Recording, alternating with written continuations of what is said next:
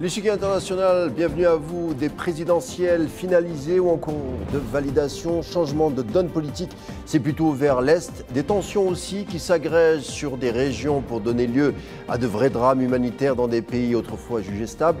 Et en effet, certaines aires géographiques en Afrique sont traversées par des tensions, des secousses qui annoncent des sauts vers l'inconnu, le tout avec la montée d'une génération plutôt conscientisée et exigeante, et l'arrière-fond, bien entendu, des chocs entre grandes puissances sur le théâtre africain. On veut parler, par exemple, de la Chine et des États-Unis, et parfois de la Russie, et bien d'autres. L'Afrique, entre stupeur et tremblement, en prend la température de certains dossiers africains, et c'est tout de suite.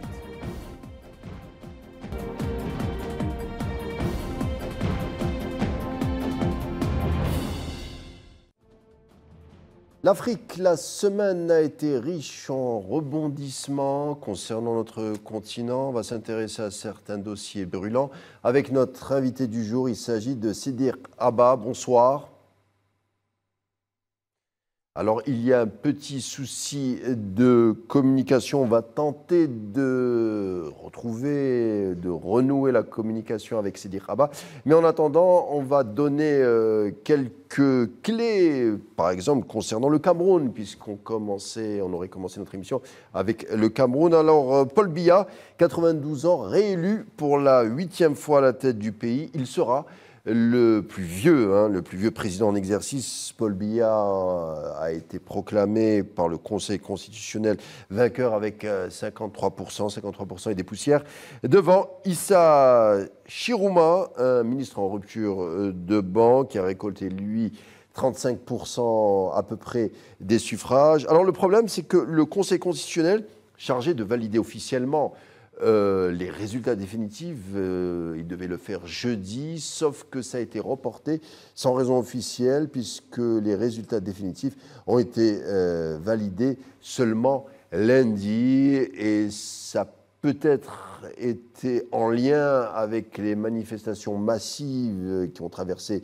Yaoundé, par exemple, la capitale administrative, jusqu'à Douala, la capitale économique, en passant par le fief, d'ailleurs, de Issa Chiroma, donc c'est la ville de Garoua. Peut-être c'est ce qui explique la tension qui a traversé le Cameroun. En tout cas, Paul Biya devra cette fois-ci, avec un huitième ticket présidentiel, devra cette fois gouverner avec des facteurs plutôt inquiétants, une jeunesse plutôt conscientisée, avec une attente certaines de vraies réformes économiques, avec quelques chiffres, 60% de la population, dont 35% de jeunes sans emploi. On est proche d'une vraie catastrophe économique si pas de réforme ne soit posée. Alors, on me dit qu'on a récupéré Siddiq Abba.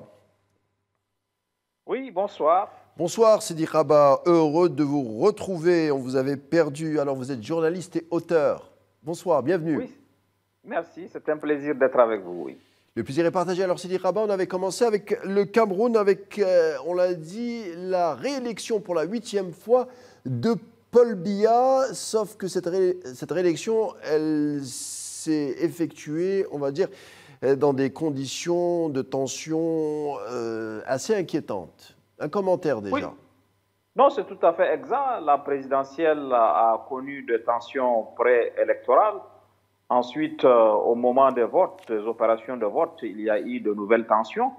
Et avant même la proclamation des résultats, puisque le Conseil constitutionnel et l'ECAM, qui est l'organe en charge des élections, ont mis 15 jours pour proclamer les résultats, là aussi, il y a eu des convulsions, il y a eu des crispations, et il y a eu même mort d'homme, puisque on dénombre seulement à Douala plus de 4 personnes qui ont été tuées. Donc, cette élection a pris un caractère totalement particulier et il est à craindre qu'il y ait des violences post-électorales encore.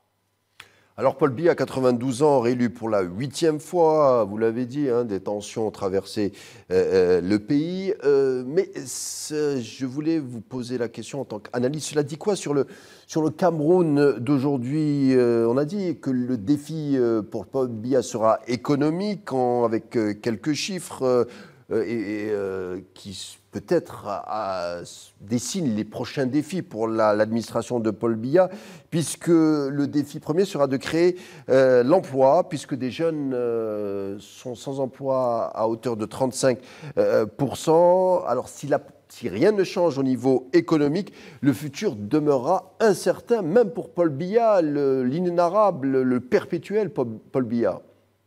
Ah oui, c'est absolument exact. Vous avez dit, Paul Biya est à son 8e mandat, il a fait 43 ans de pouvoir. Donc, il y a des générations de Camerounais qui n'ont connu que Paul Biya. Depuis leur naissance, ils ont connu Paul Biya et peut-être qu'ils vont mourir sous la période de Paul Biya. Donc, il y a cette longévité au pouvoir et je ne vois pas ce que Paul Biya pourrait faire qu'il n'a pas pu faire par le passé. Le Cameroun, quand il a hérité du Cameroun après le départ de Ahidjo du pouvoir en 82, ce Cameroun-là était un pays à revenus intermédiaires, au même titre que la Côte d'Ivoire. Et aujourd'hui, si vous comparez le Cameroun et la Côte d'Ivoire, les indicateurs économiques sont complètement défavorables au Cameroun. Le Cameroun n'a pas du tout décollé, il y a le chômage, il y a l'inflation, il y a les difficultés de toutes sortes.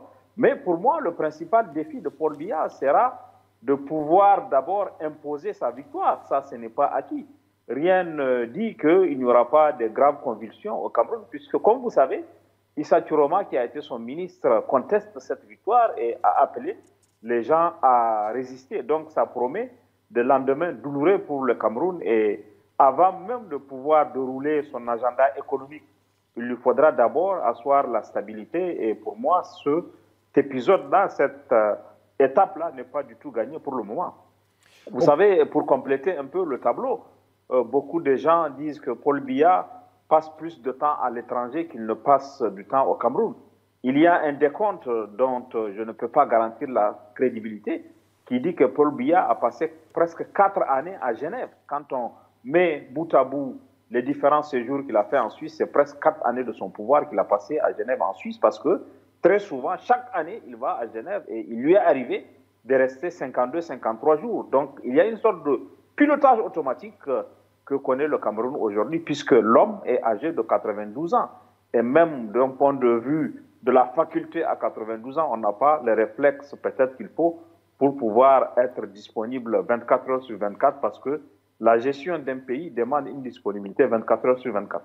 Sidi Rabat, comment vous expliquez cette longévité, puisque vous dites qu'il est souvent absent, qu'il parlait de pilotage automatique concernant la politique ou le régime de Paul Biya, parce que c'est un régime depuis 82. Comment vous expliquez quand même cette forme de stabilité ou cette perpétuité?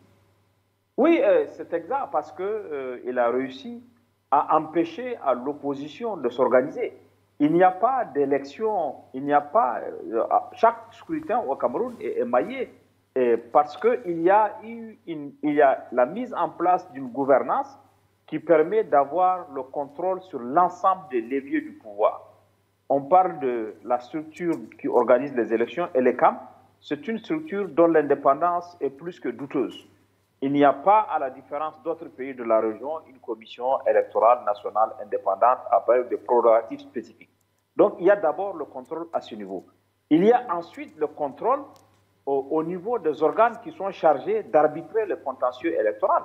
Le Conseil constitutionnel qui a proclamé aujourd'hui les résultats de cette élection ne répond que de Paul Biya. C'est Paul Biya qui a désigné ses membres, c'est eux qui sont chargés de valider les opérations électorales. Donc, il y a le contrôle de l'ensemble des leviers du pouvoir, y compris des pouvoirs économiques. Et à partir de là, si vous construisez, vous empêchez l'opposition de pouvoir se structurer, vous avez la garantie que vous pouvez rester au pouvoir aussi longtemps que vous voulez. Il y a ce que beaucoup de gens ont appelé la fiction démocratique au Cameroun.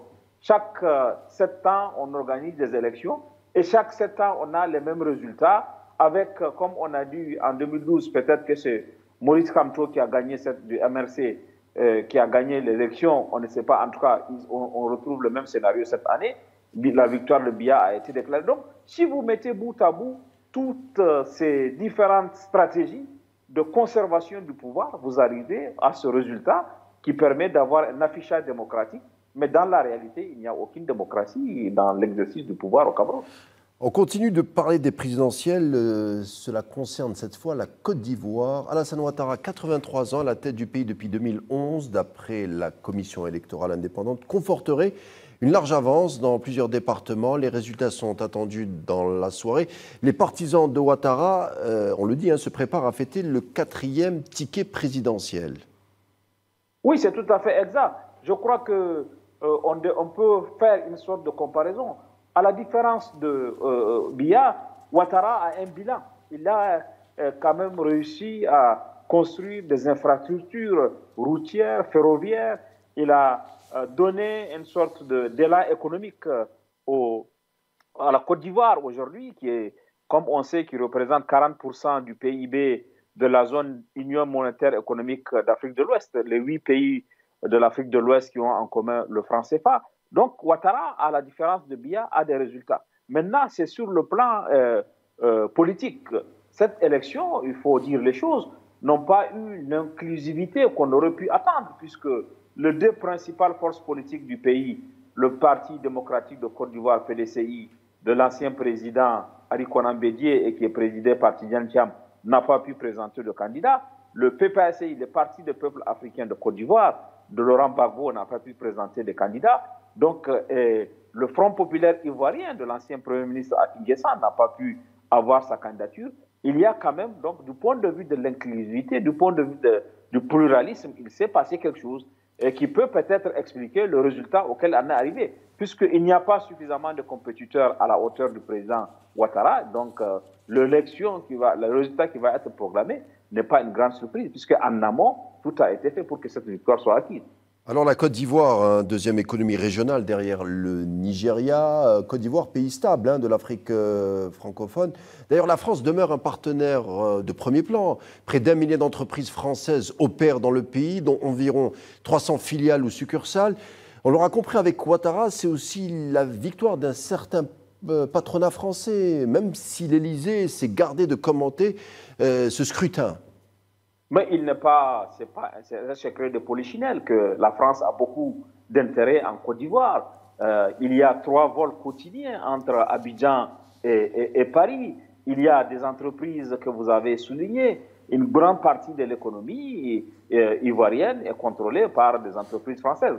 Il y a beaucoup d'investisseurs français en Côte d'Ivoire, beaucoup de petites et moyennes entreprises en Côte d'Ivoire. Il y a beaucoup d'intérêt. Et c'est peut-être pour ça aussi que la chienlit ne s'est pas installée, compte tenu des enjeux importants qu'il y a. La France n'était pas disposée à laisser la chienlit s'installer en Côte d'Ivoire. Je crois que ça, ce n'est pas un secret, que la Côte d'Ivoire, qui a été avec le Gabon, il est historiquement la vitrine de la France-Afrique, ce qu'on appelait la France-Afrique. La France avait 2 vitrines dans son précaré à l'époque, c'était la Côte d'Ivoire et le Gabon. Aujourd'hui, le Gabon est moins important d'un point de vue des enjeux économiques, mais la Côte d'Ivoire demeure pour la France un terrain de compétition où elle est encore loin devant. On sait que dans d'autres pays de la sous-région, il y a d'autres compétiteurs. On parle de la Russie pour le Sahel, on parle de la Chine pour la région, mais en Côte d'Ivoire... La Turquie aussi. La Turquie aussi, qui est de plus en plus présente dans cette sous-région. Mais pour ce qui concerne la Côte d'Ivoire, la France est loin devant et je crois qu'elle tient à garder un peu ses avantages dans le précaré. Alors, sécurité cette fois, cela concerne le Soudan avec la ville d'El Fasher, capitale du Darfour. Donc, les forces de soutien rapide affirment avoir pris la ville. La situation humanitaire sur place est catastrophique. Les autorités locales et l'ONU appellent à protéger les civils. Pris au piège, ils seraient privés d'accès de nourriture et aux soins, d'après les Nations Unies. Le dossier soudanais est un vrai drame humanitaire. Pourtant, on en parle très peu. Oui, je pense que c'est ça. Cette guerre à huis clos qui se passe aujourd'hui au Soudan est une tragédie pour les populations soudanaises, est une tragédie pour le monde. Malheureusement, les projecteurs sont plus braqués sur le Proche-Orient, sur la guerre en Ukraine, et on ne parle pas assez du drame que vit le Soudan, qui est un peuple qui est quand même le 2e pays le plus vaste, le 3e pays, puisque après l'Algérie, la RDC, c'est le Soudan qui est le pays le plus vaste du continent. Il y a donc une guerre qui se passe avec des milliers de personnes qui sont déplacées, et il faut absolument travailler à ce que on puisse s'intéresser au sort. Il y a des millions de personnes qui sont réfugiées dans les pays de la sous-région, que ce soit au Tchad, que ce soit en Égypte, que ce soit à Djibouti. Donc, il y a beaucoup de Soudanais qui sont éparpillés. Et je pense que on a vu le président Trump prendre en charge beaucoup de dossiers, que ce soit les conflits dans la sous-région ou dans d'autres, après le succès qu'il a obtenu entre le Rwanda et la RDC. Il est, à mon avis, temps qu'il s'intéresse aussi à la guerre au Soudan parce que, malheureusement, ce sont des intérêts extérieurs qui empêchent de trouver une solution. Même si les Soudanais sont d'accord pour se retrouver à Jeddah, pour se retrouver ailleurs, pour faire des discussions, tant que ceux qui sont les parrains de la guerre, qui ont des agendas extérieurs et qui ne sont pas soudanais, ne s'abstiendront pas de se mêler, on va continuer à connaître des drames comme celui de Al-Fasher, des drames comme celui de Undiram, comme celui de Khartoum, comme celui de Port Saïd et d'autres villes du Soudan. Alors le Soudan, selon les chiffres, depuis 919 jours, c'est plus de 150 000 morts, 11 millions de déplacés et 50 000 disparus, dont des milliers de femmes et d'enfants. Le conflit, vous l'avez un peu sous-entendu, le conflit est inhérent à la terre, à l'or et au pétrole. Certaines puissances, ou en tout cas certaines entités, s'enrichissent, on ne dira pas lesquelles. Donc le drame soudanais risque de perdurer. Absolument. Je pense que malheureusement, il n'y aura pas de solution militaire à cette guerre que connaît le Soudan depuis avril 2023, c'est-à-dire depuis plus de 2 ans. Il n'y aura pas de solution. Malheureusement, ceux qui ont fait de cette guerre leur business vont continuer à l'alimenter, vont continuer parce qu'ils ont derrière la guerre, il y a leur agenda qui est celui de mettre la main sur les ressources du Soudan. Le Soudan est un pays producteur d'or, le Soudan est un pays pétrolier, le Soudan est un pays producteur de la gomme arabique. Donc tout ça, tous ces enjeux font que ceux qui ont un agenda extérieur et qui veulent faire du business autour de la guerre vont continuer à l'alimenter en soutenant un des deux camps.